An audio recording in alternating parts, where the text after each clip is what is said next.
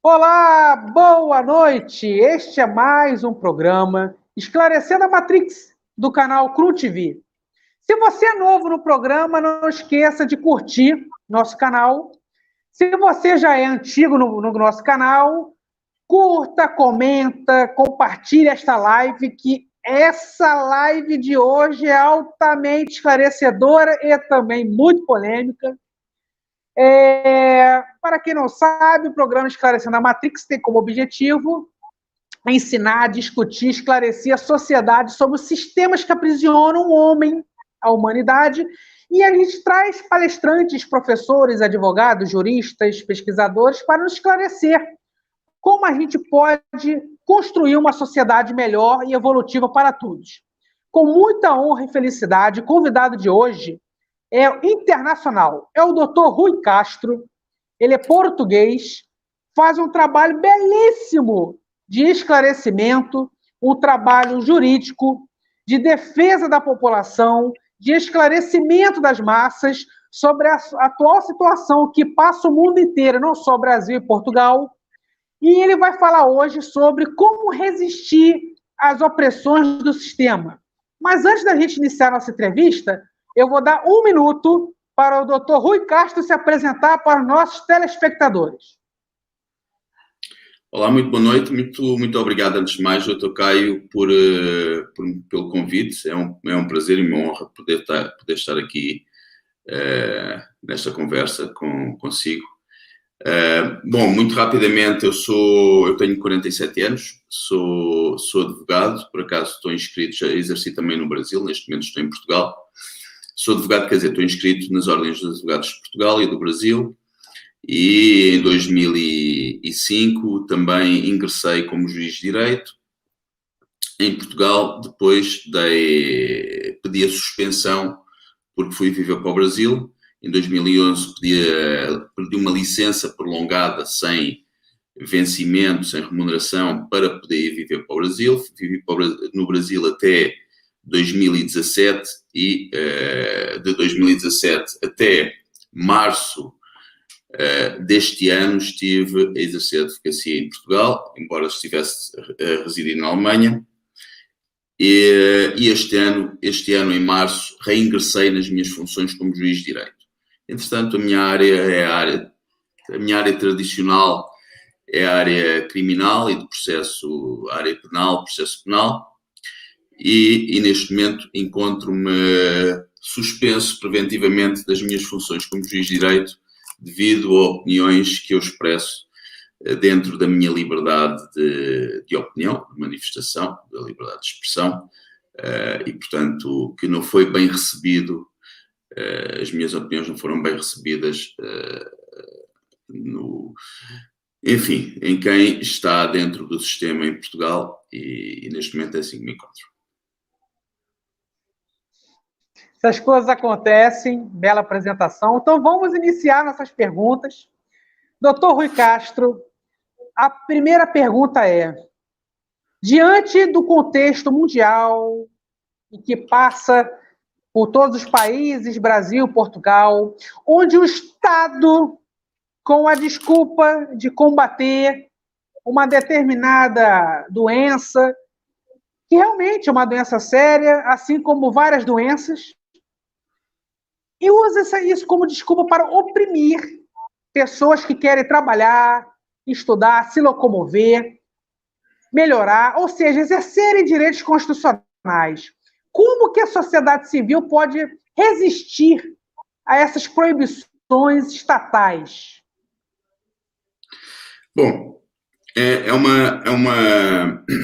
uma pergunta que tem uma resposta, que a resposta não é fácil, porque a nossa sociedade, sobretudo as sociedades ocidentais de matriz humanista, são aquelas que são o alvo principal de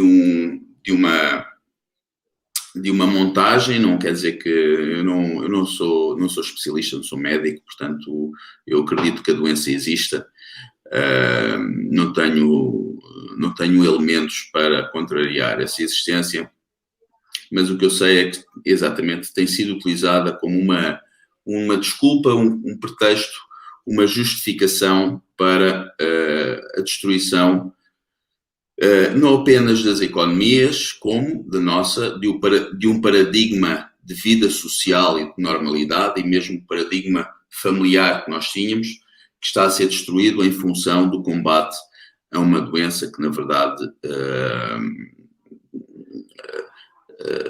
eu não quero comparar com a gripe, porque eu sei que isso é muito mal encarado, a comparação da doença com a gripe, mas eu, por acaso, já estive internado 15 dias com uma pneumonia, já há bastantes anos, por causa de uma gripe. E, portanto, o que eu quero dizer é que a gripe pode ser, e em Portugal a gripe é muito mortal. A gripe, no período de inverno, a gripe mata milhares de pessoas todos os anos em Portugal, e isso nunca gerou nenhum tipo sequer de tentação para fechar o país em função disso. Portanto, regressando à pergunta, as nossas cidades estiveram a ser preparadas para isto já há décadas. Portanto, o nosso tecido social das sociedades ocidentais estava muito fraco, e as pessoas foram ensinadas a não pensar.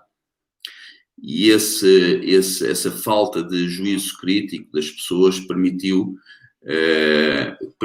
a penetração do medo de tal forma e a criação de raízes desse medo nas pessoas de tal forma que esta pandemia tornou-se quase como que uma religião. Deixou de ser algo fundado na razão, mas sim algo fundado na emoção e numa crença. Uma crença que existe algo que nos vai matar se não usarmos a máscara, que existe algo que nos vai matar se não estivermos com uma determinada distância entre as pessoas, e, portanto, as nossas cidades estavam preparadas para isto já há décadas. O que eu tenho apelado, aquilo para que eu tenho apelado as pessoas em Portugal, é para que resistam e para que desobedeçam, pelo menos comecem a desobedecer nas coisas mais simples, como não usar a máscara na via pública, não usar a máscara na rua, se for possível também tentar evitar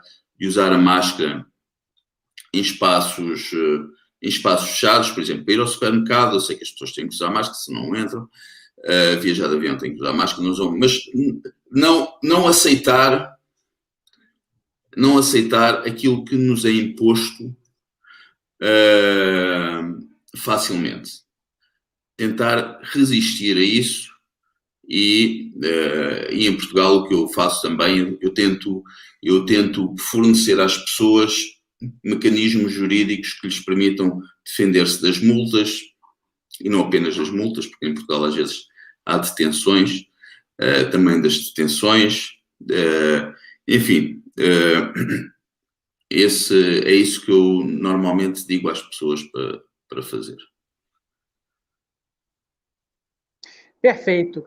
Eu tenho observado o atual contexto que nossos países vêm sofrendo, vêm passando, e a sensação que eu tenho é de que, depois desse problema mundial, nós nunca tivemos direitos. Nós foram permissões do Estado. E esse assunto, nunca ter direito e sim permissões, chega a assustar. Porque se nós vivemos num regime democrático, onde o poder emana do povo, onde nós elegemos nossos representantes, por que o Estado ele tem que ser tão poderoso a ponto de não nos permitir ter direitos e sim permissões? Eu vou lhe dar um exemplo. Por exemplo, manifestações da sociedade civil, com a maioria das categorias. Tu achas que seria uma forma de peitar essa opressão do Estado e fazer o Estado e a população chegar num denominador comum? Sim, as manifestações são um elemento importante. Nós, eu estou à frente de um movimento que está a formar, está transformar em associação, está a ser constituída uma associação que se chama Habeas Corpus, no fundo, que é devolver, no fundo, significa, o simbolismo é devolver as pessoas à liberdade. E nós temos agendado manifestações semanalmente em várias partes do país, em várias cidades de Portugal. E nessas manifestações nós não cumprimos nenhuma das regras que nos são impostas. Nós não usamos máscara, nós não cumprimos o distanciamento físico entre as pessoas, e o que tem acontecido é uma grande fricção entre nós e a polícia. A polícia está sempre presente, de uma forma muito musculada, são mais que nós, muitas vezes, e estão preparados para efetuarem detenções, para usarem violência, e nós temos resistido. Houve uma manifestação em que eu não organizei, mas que foi de apoio à minha situação. Houve uma audição que eu fui ouvido no Conselho Superior da Magistratura, em Portugal, e houve uma manifestação em que houve diversas detenções, a polícia carregou sobre os manifestantes, e foi um momento de grande violência, mas as pessoas têm resistido, as pessoas que têm estado neste movimento têm resistido, não cumprem essas regras, aliás, nós somos a prova de que essas regras são inócuas, porque nenhum de nós, já decorre há meses, nenhum de nós sequer adoeceu, nenhum de nós adoeceu por não estarmos a cumprir as regras da máscara e do distanciamento. Não houve ninguém doente até hoje, isso já decorre há meses, e, portanto, as manifestações são importantes. E agora vai haver uma no sábado, uma manifestação muito grande, que é uma manifestação que vai ter focos em diversas cidades da Europa e em Lisboa também. E, portanto, sim, as manifestações são um elemento, são um fator importante de chamar as pessoas. Há pessoas que estão a acordar, e as manifestações, para essas pessoas, as manifestações são importantes. Terceira pergunta. Eu não sei se o amigo já leu o livro, George Orwell, 1984, que ele mostra o mundo sendo... Isso. Ali nesse livro que vem o termo Big Brother, é ali que se fala de uma sociedade altamente controlada por um sistema que vigia a sua vida privada por câmeras, que monitora o que tu come, o que tu bebe, onde tu moras, com quem tu relacionas. Esse livro ele é visto como ficção científica, coisa do imaginário de um autor criativo.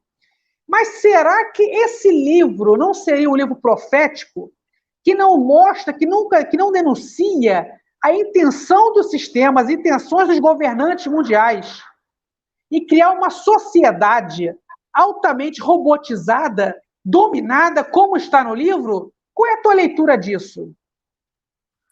Bom, o livro, neste momento, já não é ficção científica. Eu até posso dar um exemplo de Portugal. Em Portugal e na Europa em geral, já está a ser instituída a identificação biométrica, ou seja, as pessoas, quando tiram o bilhete de identidade, quando tiram o documento de identidade, carteira de identidade, que é o cartão de cidadão em Portugal, o Estado já fica com os nossos dados biométricos, ou seja, com a nossa estrutura facial guardada para efeitos de identificação à distância. O que significa que nós, neste momento, em Portugal e noutros países da Europa, já somos identificáveis apenas por andarmos na rua, mesmo que não tenhamos connosco celular, que não tenhamos nenhum equipamento eletrónico. Se houver uma câmara apontada para nós, o Estado, as autoridades já sabem identificar aquela pessoa. E em Lisboa, neste momento, estão a ser instaladas, está em curso a instalação de milhares de câmaras. Isto não é só em Lisboa, noutras cidades europeias está a acontecer o mesmo, e, portanto, efetivamente essa vigilância está a apertar, e nesse sentido o livro se calhar até vai, daqui a pouco tempo, o livro vai ficar aquém do que aquilo que realmente nos vai acontecer. Não apenas isso, hoje foi, agora há poucos dias em Portugal, foi promulgada uma lei que efetivamente vem respaldar uma prática que já vinha sendo praticada, que é a censura nas redes sociais. As censuras, a propósito, sobre o pretexto das fake news só é fake para quem não... As notícias só são falsas para quem não concorda com elas. Quem não concorda com elas é quem tem o poder de censurar e, portanto, a censura foi institucionalizada por lei agora há poucos dias em Portugal. Portanto, nós estamos... o livro não apenas será profético, na minha opinião, como também ficará ainda...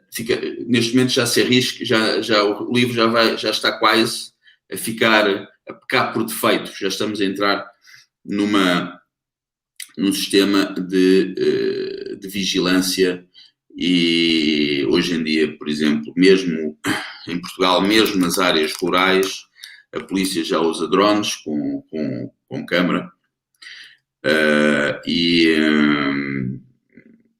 sob o pretexto também de se contabilizar a fauna nas nossas florestas, pretende-se também colocar câmaras agora nas nossas florestas. Portanto, já se está a tentar prevenir a possibilidade das pessoas tentarem sair das cidades e terem uma vida à margem dessa vigilância, e, portanto, isso já estamos efetivamente nesse mundo distópico, enfim, vamos lá ver o que é que nos vai acontecer. Rui Castro, estamos no contexto geopolítico muito assustador, onde a gente tem 3 facções disputando o poder planetário. Então, nós temos o esquema judaico-cristão representado por Estados Unidos e Israel, nós temos o esquema islâmico representado pelos países árabes, nós temos o esquema russo-chinês, liderados pela China e Rússia. E me bateu uma curiosidade. Como estamos caminhando a passos largos para a execução e consumação do livro do George Orwell, 1984, na sua leitura política, geopolítica e sua vivência, qual será a facção, qual será o país que será o líder dessa dominação sistêmica tecnológica mundial? Eu, neste momento, eu tenho uma leitura um pouco diferente. Eu posso dar o exemplo da União Europeia. A União Europeia, na minha opinião, a União Europeia é obviamente um conjunto de Estados, um conjunto de países. Cada país tem o seu governo, as suas instituições, e depois existem as instituições europeias. Mas a União Europeia obedece, neste momento, na minha opinião, a União Europeia obedece a interesses que estão acima, interesses que não estão bem esclarecidos. Não me parece que neste momento nós estejamos a falar de competição entre países, mas sim de competição entre fações. Existe uma fação efetivamente globalista e depois existem aqueles que pretendem devolver o poder às populações. Mas a fação globalista domina diversos países, domina quase todos os Estados europeus, e os Estados Unidos também. Os Estados Unidos neste momento estão numa situação muito confusa também,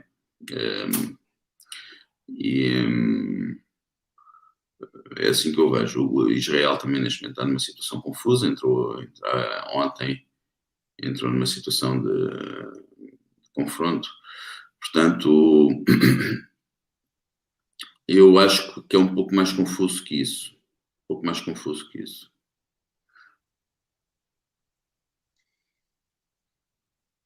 Eu tenho uma certa preocupação porque o mundo ele melhorou em alguns aspectos, como o avanço tecnológico, científico, cura de inúmeras doenças, o acesso à informação é muito fácil, muito rápido.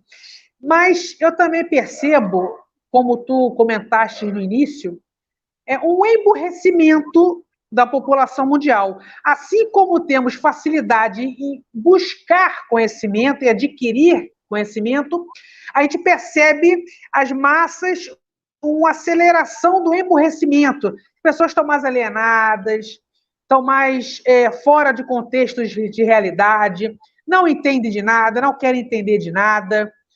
Na sua leitura, isso seria um fenômeno provocado pelos avanços científicos, tecnológicos, seria uma atuação política maligna que quer realmente alienar, ou seria enfraquecimento das famílias? Qual a tua leitura, a tua explicação da alienação, do emburrecimento das massas? Bom, sem dúvida tem a ver com um sistema que se implantou nas sociedades ocidentais, pelo menos. Por um lado, o sistema do trabalho, o sistema do horário laboral das 9 às 5. Depois dessa hora, as pessoas deixam de ser trabalhadores para passar a ser consumidores. É uma alternância entre trabalho e consumo. As pessoas deixaram o sistema educativo, os sistemas educativos também deixaram de ensinar as pessoas a pensar. As pessoas são ensinadas, as pessoas são chamadas a decorar, a memorizar, não são chamadas a raciocinar. Certamente a decadência dos hábitos, o decréscimo dos hábitos de leitura das pessoas, nas populações, e também o enfraquecimento da família. O enfraquecimento da família é um aspecto importante, porque, na minha opinião, tornou as nossas sociedades bastante mais expostas ao que está a acontecer. Agora, eu penso que isso eu penso que é um processo que já está a decorrer há décadas, pelo menos começou, talvez tenha começado depois da Segunda Guerra Mundial, e a tecnologia certamente a tecnologia é boa, mas tem alimentado muito isso, nós estamos muito mais, as nossas cidades tornaram-se muito mais materialísticas, muito mais baseadas na imagem e menos no conteúdo, e as tecnologias da informação, as redes sociais, tudo isso fomenta essa sobrevalorização da imagem, em detrimento da substância. Sobrevalorização da forma em detrimento da substância, sobrevalorização da imagem em detrimento do conteúdo. Perfeito. A live está maravilhosa, o pessoal está comentando, está aplaudindo, estão mandando mensagem para mim pelo WhatsApp, outros por e-mail. Mas estamos caminhando para o final e eu queria fazer uma última pergunta para o Dr. Rui Castro. Uma pergunta leve agora, mais descontraída, mais tranquila. Rui Castro, o que é evolução do indivíduo, evolução do homem, evolução da mulher, na tua leitura, na tua opinião?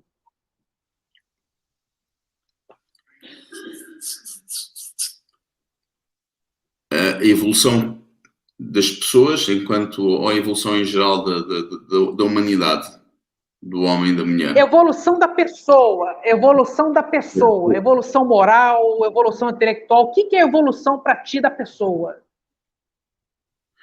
Bom, eu parece-me que, parece não, tenho quase a certeza disso, que passa por uma,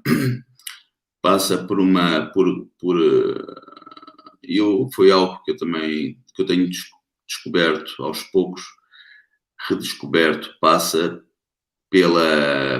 por um regresso mais aos determinados aspectos da vida que não são materiais, são mais espirituais, e mesmo o conhecimento, a busca pelo autoconhecimento. Nós somos pessoas, cada ser humano é muito complexo. Nós somos muito complexos e nós próprios muitas vezes conhecemos-nos menos do que aquilo que imaginamos conhecer. E esse autoconhecimento é importante. É importante também as pessoas aceitarem sair da zona de conforto, aceitar situações que possam ser mais desconfortáveis, mas que possam permitir um progresso, uma evolução.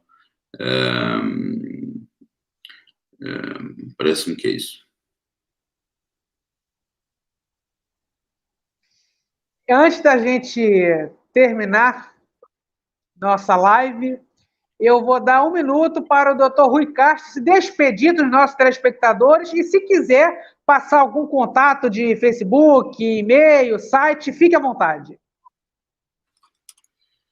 Bom, eu iria me despedir repetindo que em Portugal a Habeas Corpus é uma associação que está a ajudar as pessoas, não apenas em termos de informação jurídica, no que diz respeito às medidas draconianas que estão a ser impostas como forma de prevenir ou de mitigar uma suposta pandemia.